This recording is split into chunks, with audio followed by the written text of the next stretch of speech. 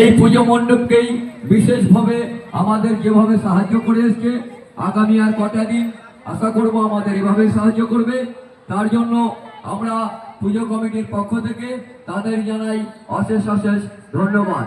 যে সকল পুরনার্থী আপনারা দূর দূরান্ত থেকে এসছেন, যাদের সঙ্গে বাচ্চা রয়েছে, তাদের উদ্দেশ্যে বলবো আপনারা বাচ্চার হাতকেও ছাড়বেন না।